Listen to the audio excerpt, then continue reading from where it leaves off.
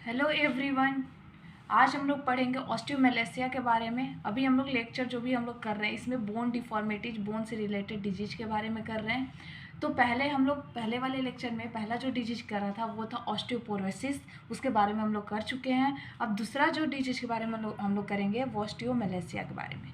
ठीक है, तो ऑस्टियोमेलेसिया होती क्या है? सबसे फर्स्ट, ये मेटाबॉलिक बोन डिजीज है। यानी मेटाबॉलिक बोन डिजीज कहने का मतलब कि हमारा जो बोन होता है, अभी मैंने पिछले लेक्चर में आपको बताया है कि हमारा जो बोन होता है यहाँ पे कंटिन्यूअस नए बोन का फॉर्मेशन और पुराने बोन का रिमूवल होते रहता है। यानी यहाँ पे जो पुराना बोन है उसको हटाया जाता है और जो नया बोन है उसका फॉर्मेशन होते रहता है।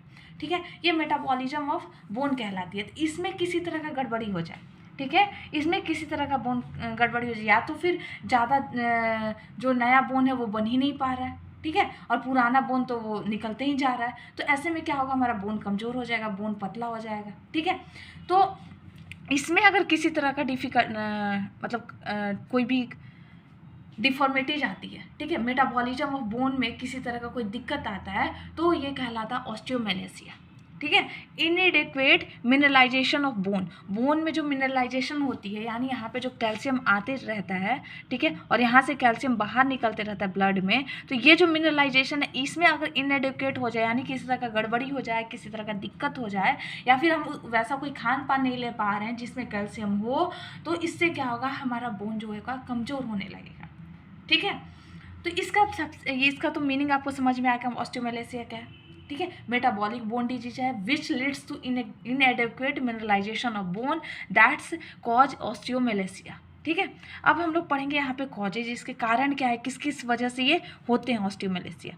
ठीक है, तो डेफिशिएंसी, अगर हमारी बॉडी में डेफिशिएंसी हो रखी है, कमी हो रखी है विटामिन डी और कैल्शियम का, तो हो सकता है। ठीक है, गैस्ट्रो इंटेस्टाइनल डिसऑर्डर, ठीक है, अब हम जो भी चीज़ें खाते हैं, ठीक है, उसमें अगर विटामिन डी है, कैल्शियम है, उसको तो ऑब्जॉर्व होना चाहिए ना, उसका डाइजेशन होना चाहिए फूड का, ठीक है, जो हम खा रहे हैं, और वहाँ से कैल्शियम निकल के हमारे बॉडी में जाना चाहिए, अब्जॉर्ब होना चाहिए। लेकिन अगर किसी तरह का हमारे जीआई ट्रैक में कोई डिजीज हो गया है, ठीक है, सीलियक डिजीज हो गया है, क्रोनिक बाइलरी ऑब्स्ट्रक्शन हो गया है, क्योंकि बाइल जूस क्या करता है, फैट का डाइजेशन में हेल्प करता है, और फैट हमारे लिए चाहिए विटामिन डी को इधर से उधर ले जाने के लिए, ट्रांसपोर्ट के लिए, क्योंकि विटामिन डी जो होती है वो क्या होती है, फैट सॉल्युबल होती है, फैट सॉल्युबल है, तो भाई इसके लिए तो फैट की ज़रूरत है। ठीक है, तो अगर हमारे किसी बाइल जूस में लीवर में प्रॉब्लम हो गई है, गॉल ब्लैडर में प्रॉब्लम हो गई है, या फिर जो हेपेटो डक्ट होती है वहाँ पे किसी तरह का ऑब्स्ट्रक्शन, किसी तरह का गांठ बन गया है, कुछ हो गया है, तो ये क्या करेगी, फैट का डाइजेशन नहीं होने देगी। ठीक है, तो वहाँ से हमारा जो होता है विटामिन डी का मतलब ट्रांसपोर्ट इधर से उधर नहीं हो पाता, बोन तक नहीं जा पाता, जिसकी वजह से क्या होती है, बोन में कमी होने लगती है विटामिन डी और कैल्शियम की। ठीक है, तो गैस्ट्रो इंटेस्टाइनल डिसऑर्डर, वहाँ से कैल्शियम का एब्जॉर्प्शन नहीं हो पा रहा तो भी दिक्कत है। पेनक्रेटाइटिस, और बहुत लंबे समय तक पेनक्रेटाइटिस है तो भी ये दिक्कत हो सकती है। किडनी और लीवर डिजीज अभी मैं आगे बताऊंगी, ठीक है, आप लेक्चर में बने रहिएगा। किडनी और लीवर जो है कैसा इफेक्ट करता है हमारे बोन को, ठीक है, ऐसा नहीं, मैंने पहले भी लेक्चर में बताया है कि ऐसा नहीं है कि कोई भी बीमारी सिर्फ एक कारण से होती है, अगर वो माइक्रोबायोलॉजिकली नहीं हो रही है, ठीक है, मतलब कहने का मतलब कि अगर वहाँ किसी तरह का बैक्टीरिया वायरस से रिलेटेड नहीं है, तो ऐसा कोई डिजीज होता है जो कि बहुत सारे मल्टीपल रीजन होते हैं। हमारे लीवर और किडनी में कोई दिक्कत हो गया तो भी हमारे बोन को इफेक्ट डालता है। ठीक है, तो मैं आगे बताऊंगी कैसे इफेक्ट डालता है, पैथोफिजियोलॉजी। ठीक है, हाइपर पैराथायराइडिज्म मैंने पहले भी लेक्चर में बता चुकी हूँ और इसमें भी बताऊंगी। ठीक है, माल न्यूट्रिशन यानी हमारे खान पान में जो कमी हो रही है, कुपोषण। ठीक है, prolong use of anti scissor medicine, मैंने पहले भी बताया कि बहुत सारी ऐसी मेडिसिन होती है जो कि हमारे बोन को इफेक्ट डालती हैं, बोन की मेटाबॉलिज्म पे इफेक्ट डालती है, जैसे फेंटोइन हो गया, ठीक है, हेपरिन होती है। ठीक है, ये सारी मेडिसिन जो होता है अगर हम लॉन्ग टर्म से, कॉर्टिकोस्टेरॉइड हो गया, स्टेरॉइड हम बहुत लंबे समय तक यूज कर रहे हैं तो ये हमारे बोन को इफेक्ट डालता है, हमारे बोन को कमज़ोर कर देता है। ठीक है, अब इसके साइन और सिम्टम्स। ठीक है, साइन और symptoms, bone soft and, bone बहुत ही सॉफ्ट हो जाता है, वीक हो जाता है, पेन होता है, ठीक है, टेंडरनेस हो जाती है, जब हम वहाँ टच करेंगे तो हमें हार्ड सा महसूस होगा, ठीक है, टेंडरनेस हो जाती है। बोइंग ऑफ द बोन कहने का मतलब काइफोसिस हो जाती है, या फिर हमारा पैर जो होता है ऐसे मुड़ जाता है, कमज़ोर होकर हमारा पैर का हड्डी ऐसे मुड़ जाएगा, काइफोसिस हो जाती है। काइफोसिस थोरेसिक स्पाइन में होती है, ठीक है, थोरेसिक वर्टिब्रा में होती है, वहाँ पे हमारा वर्टिब्रा का ये नॉर्मल स्ट्रक्चर है, जब काइफोसिस हो जाती है तो इस तरह से जो यहाँ का स्ट्रक्चर है काइफोसिस पीछे, थोरिक्स से पीछे, तो ये यहाँ पे की जो होती है वो इस तरह से मुड़ जाती है। ठीक है, तो ये कहलाती है काइफोसिस। ठीक है।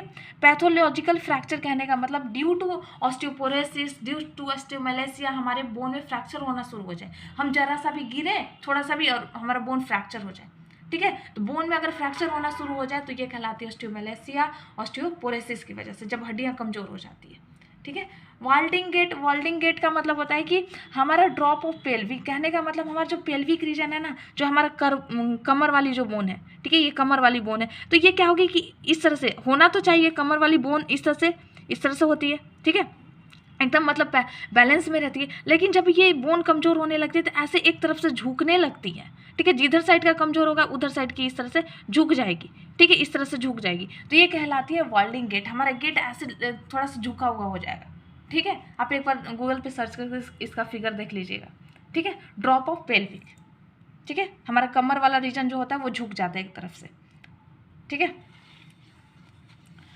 अब इसमें हम लोग पढ़ेंगे पैथोफिजियोलॉजी। अभी मैंने बताया कि किसी बीमारी का एक पैथोफिजियोलॉजी नहीं हो सकता, बहुत सारा होता है, जैसे अभी हम लोग देख रहे हैं, जैसे विटामिन डी है, अगर हमारे शरीर में विटामिन डी की कमी हो जाए तो विटामिन डी क्या क्या काम करता है, प्रमोट करता है calcium observation from GI tract, ठीक है। हम जीआई ट्रैक्ट में हम जितनी भी गैस्ट्रोइंटेस्टाइनल जितना भी भोजन खा रहे हैं कैल्शियम वाला, उसको ऑब्जर्व करने में विटामिन डी हेल्प करता है।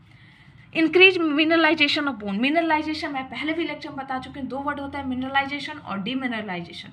मिनरलाइजेशन होता है कि बोन के पास ज़्यादा से ज़्यादा कैल्शियम को पहुंचाना ताकि नया बोन का फॉर्मेशन हो सके, ठीक है। तो नए बोन के फॉर्मेशन में विटामिन डी हेल्प करता है, ठीक है। अगर हमारे शरीर में विटामिन डी की कमी हो जाए तो ये सारे फंक्शन नहीं होंगे, ठीक है। यानी supply of calcium reduce to, मतलब जो कैल्शियम का सप्लाई है बोन तक जाने के लिए, जहाँ पे कैल्सिफिकेशन हो रही है, नया बोन का फॉर्मेशन हो रहा है, वो कम हो जाएगा, ठीक है, नया बोन नहीं बन पाएगा, ठीक है, जिससे ऑस्टियोमेलेसिया होगी, यानी हमारा बोन कमज़ोर हो जाएगा, ठीक है।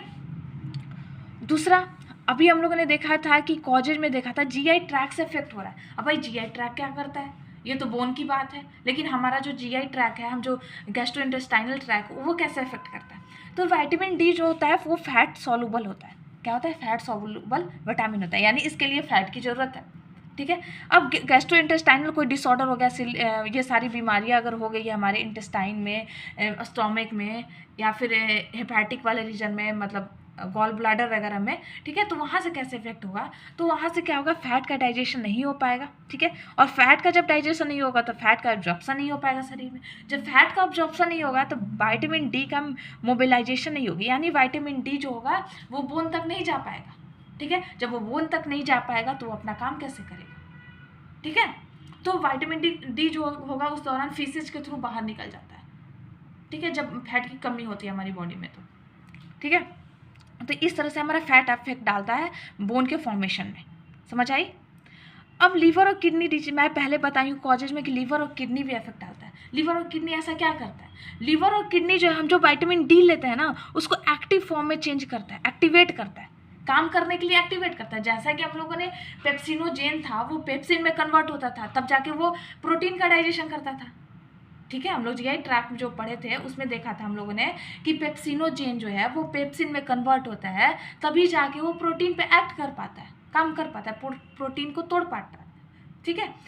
तो उसी तरह ठीक यहाँ पे विटामिन डी को एक्टिवेटेड फॉर्म में कौन लाता है, लीवर और किडनी लाता है। जब लीवर और किडनी में किसी तरह का बीमारी हो जाए तो विटामिन डी को एक्टिवेट नहीं कर पाएगा। जब विटामिन डी एक्टिवेट नहीं हो पाएगा तो वो काम कैसे करेगा, तो जब वो काम ही नहीं करेगा तो बोन में डेफिशिएंसी होगी, बोन में कमी होगी, ठीक है। तो इस तरह से बोन की बीमारियां हो सकती है, बोन से रिलेटेड डिजीज हो सकती है, ठीक है। अब एक और देखिए, अभी पीछे हमने बताया पाराथायरॉयडिज्म हार्मोन, ठीक है। ये पाराथायरॉयडिज्म हार्मोन कैसे इफेक्ट करता है, तो पाराथायरॉयडिज्म हार्मोन जो होता है कैल्शियम, ब्लड कैल्शियम लेवल को इंक्रीज करता है। ध्यान रखिए, मैंने बोल रही हूँ ब्लड, ठीक है, ब्लड में कैल्शियम लेवल को हाई करता है। अब ये क्या करेगा, जीआई ट्रैक्ट से हम जितना भी कैल्शियम खा रहे हैं वहाँ से ऑब्जर्व करके ये ब्लड में भेज देगा कैल्शियम को, ठीक है। जो बोन है यहाँ पे, ये जो बोन है, ठीक है, ये बोन हो गई, बोन से कैल्शियम को लेके ये क्या करेगा, ब्लड में भेज देगा, ठीक है।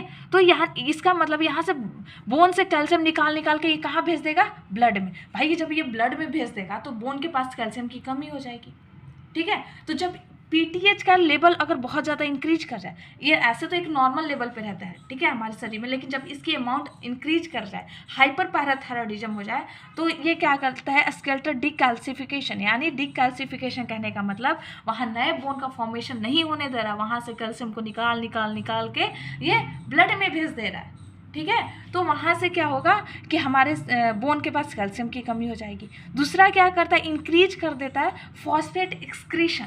अब हमें कैल्शियम और फॉस्फेट दोनों चाहिए बोन को बनाने के लिए, ठीक है। एक तो ये कैल्शियम की कमी कर दे रहा है बोन के पास, दूसरा फॉस्फेट को यूरिन के थ्रू बाहर निकाल देता है। अब ये हार्मोन क्या करेगा, फॉस्फेट जो भी हमारे शरीर में है उसको बाहर निकालना शुरू कर देगा पेशाब के थ्रू, यूरिन के थ्रू। तो हमारे शरीर में कैल्शियम की भी कमी हो गई, फॉस्फेट की भी कमी हो गई, यानी बोन के पास। ऐसे तो ब्लड में कैल्शियम ज़्यादा रहेगा, लेकिन बोन के पास कैल्शियम की भी कमी हो जाएगी और फॉस्फेट की भी कमी हो जाएगी, तो नया बोन तो बन नहीं पाएगा। जब नया बोन नहीं बन पाएगा तो वो वहाँ पे ऑस्टियोमैलेसिया हो जाएगा, ठीक है। ये सारा मेटाबॉलिज्म से रिलेटेड, इसलिए इसे ऑस्टियोमैलेसिया बोला जा रहा है, ठीक है। अब इसे असेसमेंट और डायग्नोस्टिक फाइंडिंग, यानी हम कैसे एसेस करेंगे कि बीमारी हुई है। हिस्ट्री लेंगे सबसे पहले, फिजिकल एग्जामिनेशन करेंगे, एक्सरे करेंगे और कॉम्प्रेशन फ्रैक्चर, मतलब ऐसा देखेंगे कहीं उसका कहीं कोई फ्रैक्चर तो नहीं हो रहा है, ठीक है। तो ये सारी चीज़ें हम देखते हैं, उसका खान पान देखते हैं, हिस्ट्री में पूछते हैं, फिजिकल एग्जामिनेशन करते हैं, एक्सरे कराते हैं, ठीक है। अब मेडिकल मैनेजमेंट, इसके मैनेजमेंट कैसे करेंगे, तो अगर पेन है तो एनाल्जेसिक दे देंगे, ठीक है, रिड्यूस पेशेंट डिस्कम्फर्ट और पेन, ठीक है। कैल्सिट्रॉल एक्टिवेटेड विटामिन डी देते हैं, कैल्शियम की टैबलेट देते हैं ताकि उसके शरीर में विटामिन डी और कैल्शियम की कमी ना हो, क्योंकि ये हमारे शरीर में कहीं ना कहीं किसी भी रीजन से शरीर में कैल्शियम और विटामिन डी की कमी होने की वजह से ही हो रही थी, ठीक है। एक्सपोजर टू सनलाइट, क्यों ज़रूरी है सनलाइट में बैठना भाई, क्यों ज़रूरी है, बोला जाता है कि भाई सनलाइट में बैठो, सूर्य के प्रकाश में बैठो, क्यों ज़रूरी है। तो यहाँ पे जो कोलेस्ट्रॉल रहती है ना हमारे शरीर में, कोलेस्ट्रॉल, ये 7-डीऑक्सी कोलेस्ट्रॉल में चेंज होती है, जिसे हम लोग बोलते हैं विटामिन डी, ठीक है। एक्चुअल में हम खान पान में क्या लेते हैं, हम लेते हैं कोलेस्ट्रॉल, लेकिन यूवी जो रेज होती है उस कोलेस्ट्रॉल को चेंज कर देते हैं विटामिन डी। विटामिन डी का केमिकल नेम क्या है, 7-डीहाइड्रो कोलेस्ट्रॉल, ठीक है, 7-डीहाइड्रो कोलेस्ट्रॉल नाम है, ठीक है। तो उसको चेंज कौन कर रहा है भाई, उसके लिए रिएजेंट क्या चाहिए, हमें यूवी रेज चाहिए। जब तक हमारे शरीर के पास यूवी रेज नहीं पहुंचेगा, यूवी रेज कहाँ से आती है, सनलाइट से आती है, तो जब तक हम सनलाइट में बैठेंगे नहीं तो भाई कोलेस्ट्रॉल को तो विटामिन डी में चेंज ही नहीं करेगी, ठीक है। जब विटामिन डी ही नहीं बन पाएगा तो हमारे शरीर में कैल्शियम वगैरह का अब्जॉर्प्शन नहीं हो पाएगा, ठीक है। तो हमारा बोन जो होगा वो कमज़ोर होने लगेगा, ठीक है। तो समझ में आएगी हमें क्यों ज़रूरी है सनलाइट हमारे लिए, ठीक है। तो ये रहा ऑस्टियोमैलेसिया से रिलेटेड। तो अगर आपको ये लेक्चर और नोट्स पसंद आई होगी तो प्लीज़ चैनल को लाइक एंड सब्सक्राइब करें और ज़्यादा से ज़्यादा शेयर करें, क्योंकि ये कोई ज़रूरी नहीं है लोगों को कि मतलब जो आप नर्सिंग स्टूडेंट है, मेडिकल स्टूडेंट है वही जाने, ये चीज़ें ज़रूरी है सबको जानना, ठीक है। तो ज़्यादा से ज़्यादा लोगों को शेयर करें। Thank you very much.